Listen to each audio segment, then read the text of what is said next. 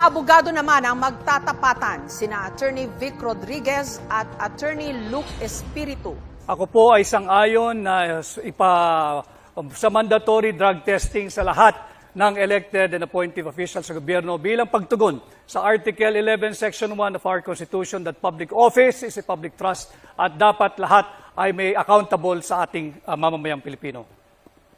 Kulang pa po yung oras nyo. Baka may gusto pa ho kayong sabihin. At yun nga po aking isinususog din yung Dangerous Drugs Board Resolution number 13 series of 2018 na nagpapahintulot na i-undergo sa drug test ang mga elected officials. Okay. Pakinggan po naman natin ang posisyon ni Attorney Luke Espiritu. Ang pagsugpo sa droga, hindi yan magic formula para sulbahin ang lahat ng kabulukan sa gobyerno. And dyan na naman tayo, ginagamit na naman natin ang droga bilang pinagkakasya natin ang problema ng buong bayan na yan ang magiging problema. Yan ay tukhang mentality ni Duterte. Kaya yan lumalabas dahil aminin na natin, nagbabanggaan si Marcos at si Duterte pinaparatangan niya si Marcos na bangag. Kaya meron tayong mga mandatory drug testing na ganyan. Sawang-sawa na ang taong bayan sa bangayan ng Marcos at Duterte. Pag-usapan niyo yung tunay na issue sa kahirapan, hindi yung mga droga-droga na yan.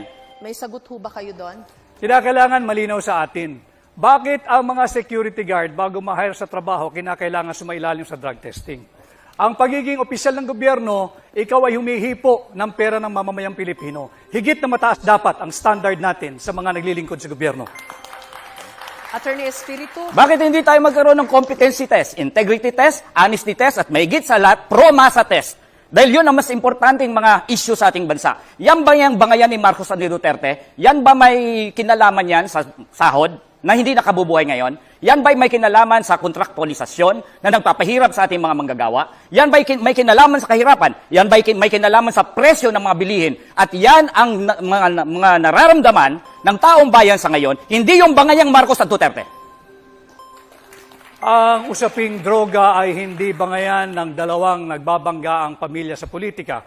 Ito ay tunay na nangyayari at nagaganap sa ating bansa. Kaya ako ay naninindigan na dapat sumailalim ang lahat ng opisyal ng pamahalaan at simulan natin sa tanggapan ng Pangulo. Nung kayo po ay nasa Malacanang, Attorney Rodriguez, mawalang galang na po, nagpa-drug test po si President BBM nung siya po ay na-put under question dito ho sa isyung ito. And there were people questioning the veracity nung kanyang drug test results. Ano I agree, tugon niyo Ma'am doon? Jessica, no?